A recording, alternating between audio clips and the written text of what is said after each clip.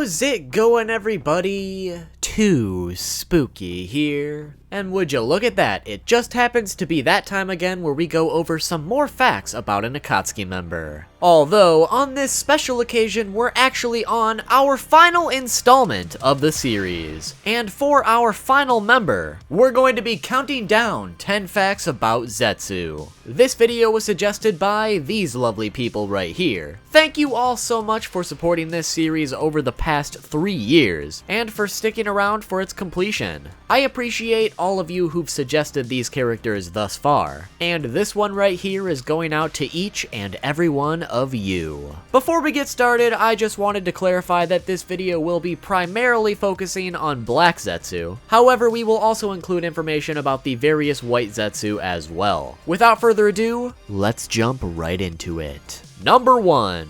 If you've seen my previous videos on the various other Akatsuki members, it really shouldn't be a surprise to note that Kishimoto originally had the idea to design each of the Akatsuki members in a way that will make them appear like literal monsters. This is most true for members like Kisame, Hidan, and Kakuzu. However, it looks like Kishimoto may have decided against this for every member, as characters like Itachi and Deidara appear a lot more human. Then we also have Pain and Konan, which means that Kishimoto apparently just wanted them to look like edgelords.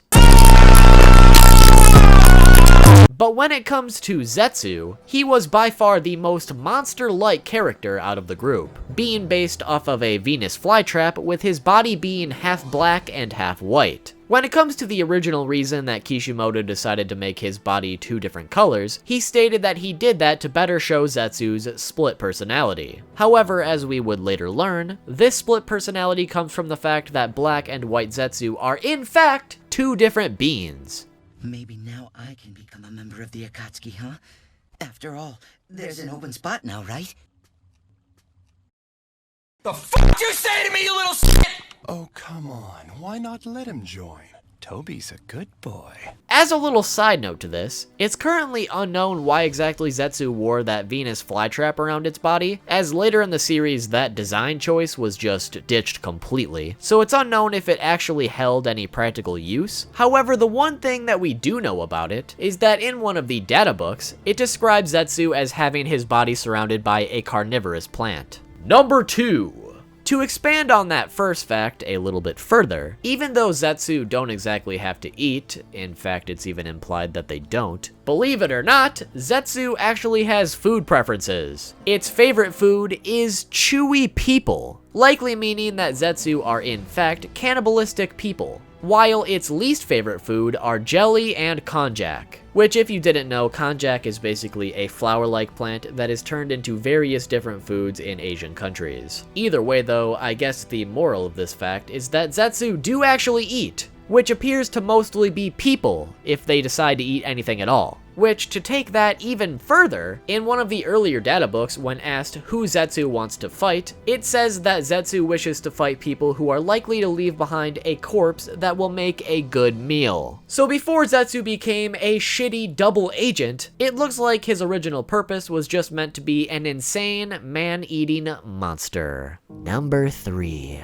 There's a bit of a misconception that I quickly wanted to debunk. A lot of people think that Zetsu's betrayal and the introduction of Kaguya were simply created as a way to get rid of Madara, as he became too powerful for Naruto and the gang to defeat. While this in theory could be the case, I saw a lot of people spreading around a quote from Kishimoto saying this phrase: "All people have weaknesses, even the strongest ones. However, Madara does not." So to find out if that's actually a factual statement, I decided to take the deep dive into a bunch of Kishimoto's old interviews and see if I could find out the truth. And to be quite frank, Kishimoto never said this. I could not find a single interview where Kishimoto said anything remotely close to this. Anything relating to this topic that I could find was all just a bunch of people on different forum pages and stuff like that, saying that they saw this quote in an interview, but nobody could actually provide a link for that interview, meaning that this is more than likely 100%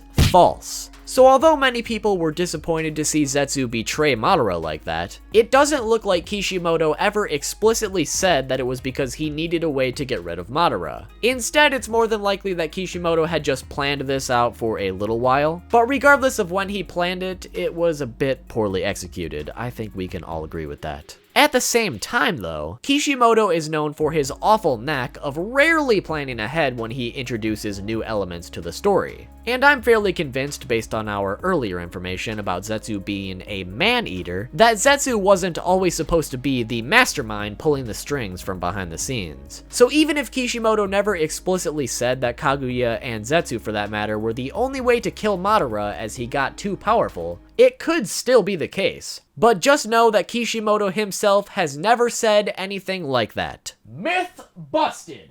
Number 4. Something I felt would be interesting to note would be the fact that the various Zetsu in general may potentially be a lot stronger than we originally thought. This is because of a technique called the substitute technique, which is a technique exclusive to the various Zetsu. Basically, this technique allows the various Zetsu to assume the identity of another person almost exactly. This includes an identical appearance, identical chakra, identical weaponry, and even the ability to use identical jutsu. So with that in mind, I think it could theoretically be possible that these Zetsu could copy even Kekkei Genkai. Although, just to be clear, this has never been confirmed to be possible or impossible. I'm just merely theorizing that because these Zetsu can use techniques of the individual that they are copying, they could also in theory copy, say, an Uchiha, which also copies the Sharingan, allowing them to use various Sharingan-related abilities. So with that logic, they could simply copy some of the strongest ninja in the Naruto universe and wreak havoc with their power. However, at the same time, this likely isn't possible, because Kekkei Genkai are specific to bloodlines and things like that, although at the same time, because some of the Kekkei Genkai can be transplanted and whatnot, there's still a chance that this technique could copy them. So with all that in mind, I just thought it would be a good idea to bring it up, because if this were possible, the many different Zetsu are actually a lot more powerful than we originally thought. Number 5. As far as why Black Zetsu is black instead of white like all the other Zetsu, it was touched upon very briefly in the story, but I'll give you a little refresher if you missed it or just simply forgot. Basically, Black Zetsu is very similar to a normal White Zetsu, except he's a special case in the fact that he's been manipulating people behind the scenes ever since he was created by Kaguya, shortly before she was sealed away. Black Zetsu's task was to trick the reincarnations of Indra and Asura into resurrecting Kaguya, along with getting intel on the various people throughout the world and their battles and everything like that. So this obviously went on for centuries as Black Zetsu did his best to manipulate those various incarnations of Indra and Asura, however, with no success. Much later on, after Madara fought Hashirama, he eventually learned of Madara's death, and located his body. Although Black Zetsu also knew that Madara wasn't foolish enough to let himself die so easily. So after finding his body, Black Zetsu then merged himself within Madara's body, so that when Madara eventually awoke, Black Zetsu could act on his future plans. Eventually, Madara woke up and then later on down the line awoke the Rinnegan with Hashirama's DNA, and he found out about the dynamic statue of the Outer Path. When he found out about that, the White Zetsu began awakening, which Madara assumed was the result of his experiments, but in fact it was actually Black Zetsu just pulling the various White Zetsu out of the statue without Madara's knowledge. Later on down the line, when Obito was ready to carry out Madara's plan of the infinite Tsukiyomi, Madara imbued his will into a White Zetsu. This imbuing was supposed to be like a clone of Madara himself since it came out of his body. However, what actually came out of Madara's body through this imbuing was Black Zetsu just hiding within Madara's body all this time without his knowledge. So this whole time Zetsu was just chilling inside Madara's body doing whatever he could to pull the strings from behind the scenes, but when Madara released him onto the White Zetsu, it was finally time to put his plan to the test. So although it may have appeared like Madara was the one to make Black Zetsu a Black Zetsu, Black Zetsu was actually just black from the very beginning. But what sets Black Zetsu apart from the basic White Zetsu isn't actually that much.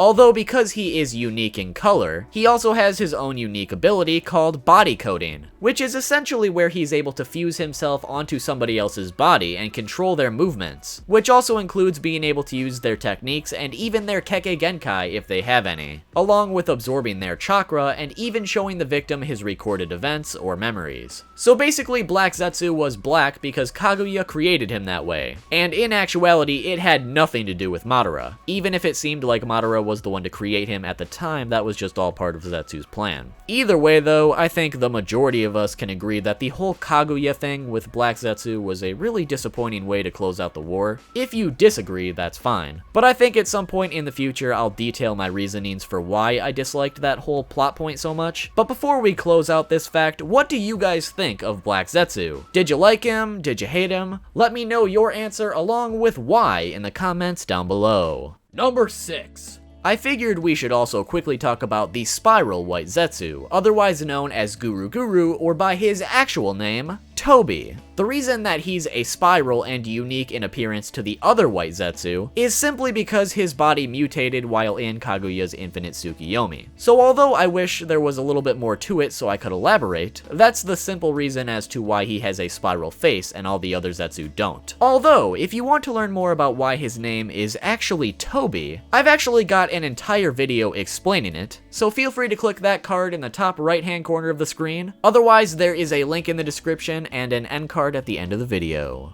Number 7. Zetsu is actually not a playable character in any of the Naruto video games, other than by the use of mods or just appearing within the story of said games. However, like I said, he's just not playable in a single one. The only exception being Guruguru or Tobi once again being worn by Obito in Ultimate Ninja Storm 4. The reason for Zetsu's absence isn't really known, however, it's likely just because the developers didn't really know what to do with him since he didn't really fight all that much until the end of the series. At least that would be my hypothesis. But no official reason for his absence has ever been given. Number 8. Due to the fact that Zetsu was created by Kaguya right before she was sealed away, this would make Zetsu by far the oldest member of the Akatsuki, which was previously held by Kakuzu. However, with that said, we don't know his exact age. However, since the events with Kaguya happened around 1,000 years ago, we know that Zetsu's age is somewhat close to that, although I'd speculate that he's probably at least 900 years old depending on when Kaguya was actually sealed. Number 9. While it's not known for sure if this was Zetsu's inspiration, it's very possible that the various Zetsu spawning from the demonic statue of the Outer Path is based on the folklore and legends involving the mandrake plant, which was theorized in alchemy as a way to create artificial human beings, or homunculi, which stemmed from the fact that their roots appear very similar to the shape of a human being, which would also explain the inspiration for Zetsu going from a single character to multiple different ones by the end of the series. Now the moment that you've all been waiting for, number 10. To finish off this video, let's talk about a small plot hole involving Zetsu. Or at the very least, this could be considered a plot hole because it has no logical explanation. Basically what I'm referring to would be what Black Zetsu did to the Uchiha tablet. If you weren't aware or perhaps forgot, Hagoromo created the Uchiha tablet at some point before his death for multiple purposes, one of which was to dissuade the descendants of Indra and Asura to recreate the Rinnegan, along with a general warning about the Infinite Tsukiyomi among other things like history and whatnot. However, at some point after Hagoromo's death, Black Zetsu went back to that tablet and rewrote some of its contents. The contents he removed or rewrote was getting rid of the warning about the Rinnegan and rewriting the segment about the Infinite Tsukiyomi by adding that it is the only way to save the Uchiha clan, which of course is what helped set Madara on his path to actually achieve it. However, the reason why this is a plot hole is because the only way to fully translate that tablet is with the Rinnegan, or it's possible to partially translate the contents with the Sharingan and Mangekyo Sharingan. So if that's true, how the hell was Zetsu able to not only read the contents, but actually alter the text when he didn't have the Rinnegan Rasengan or the Sharingan.